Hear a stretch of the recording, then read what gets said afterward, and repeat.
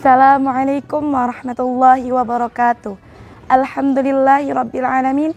Segala puji bagi Allah yang telah memberikan kita banyak nikmat, dan di antara nikmat tersebut adalah nikmat iman, nikmat Islam, nikmat ihsan, dan tak lupa nikmat kesehatan, sehingga kita masih bisa menjalankan syariatnya berupa puasa dalam keadaan sehat walafiat tanpa suatu kurang apapun. Kedua kalinya, salawat beserta salam semoga senantiasa tercurahkan kepada Nabi kita Muhammad sallallahu alaihi wasallam, manusia yang paling sempurna imannya, sempurna ibadahnya maupun akhlaknya.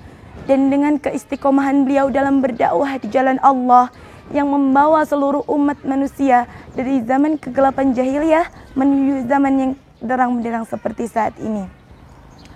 Saudara-saudari yang insya Allah dirahmati Allah, kita pasti tahu bahwa setiap manusia itu mempunyai idolanya masing-masing.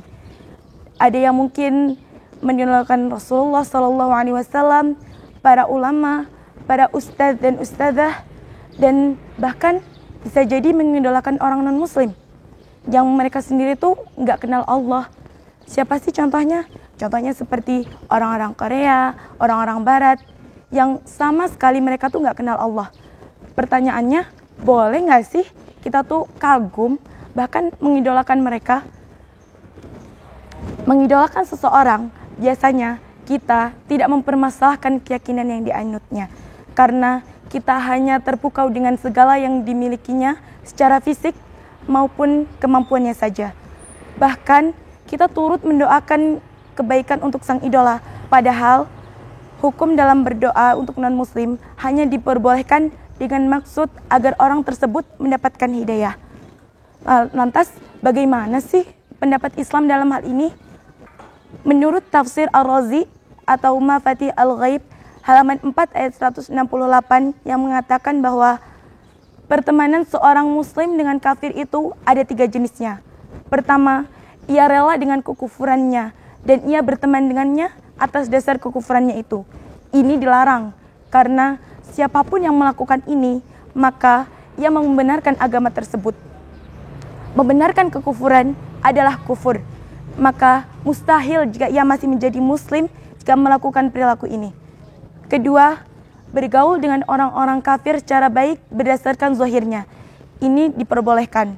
Yang ketiga, ini pertengahan di antara 2 poin sebelumnya, yakni berteman dengan orang kafir dengan arti condong, menolong, menampakkan sesuatu karena ada kalanya karena ada unsur kekerabatan atau karena suka dengan keyakinan bahwa agamanya sesat atau batil. Allah Subhanahu wa taala berfirman dalam surat Al-Imran ayat 28 yang artinya, barang siapa yang melakukan demikian, maka lepaslah ia dari pertolongan Allah. Tapi kan cuma sekedarnya kok, asalkan nggak berlebihan, nggak apa-apa lah. Lagian nggak sampai lupa sama Allah. Asalkan nggak berlebihan adalah batasan fana yang dihembuskan syaitan kepada kita. Karena kita semua tahu alasan tersebut tidak pernah ada dalilnya. Dan standar untuk batasan berlebihan itu tidak pernah ada wujudnya. Tapi beneran, aku tuh lebih cinta sama Allah. Kalau memang kita benar cinta kepada Allah, kita harus memiliki tanda-tandanya. Dan salah satu tanda-tandanya adalah mencintai orang-orang yang menaatinya dan membenci orang-orang kafir serta orang-orang yang tidak taat.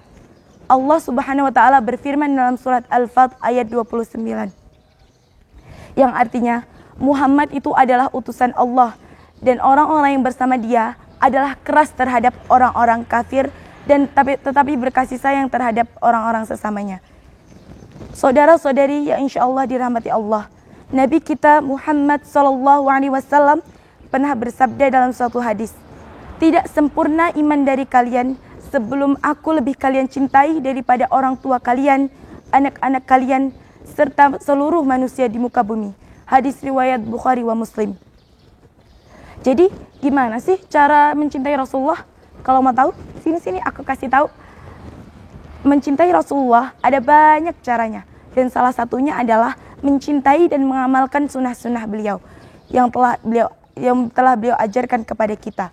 Karena Rasulullah SAW pernah bersabda, Barang siapa yang mencintai sunnahku, maka ia mencintaiku. Kelak orang-orang yang mencintaiku akan dikumpulkan di surga bersamaku. Dan di bulan Ramadan ini, Rasulullah SAW banyak menganjurkan sunnah-sunnah. Dan salah satu sunnah-sunnah itu adalah sholat tarawih, yang mana ibadah tersebut tidak kita jumpai di bulan-bulan yang lain kecuali bulan Ramadan ini. Semoga ibadah yang kita lakukan di bulan ini, bulan yang kemarin atau bulan seterusnya berbuah pahala di sisi Allah, dan semoga kecintaan kita terhadap Rasulullah bertambah. Cukup sekian yang bisa saya sampaikan, kurang dan lebihnya saya mohon maaf, dan kepada Allah lah saya mohon ampun. Unzur man qala wa la tanzur man qala. Akhirul kalam, wassalamualaikum warahmatullahi wabarakatuh.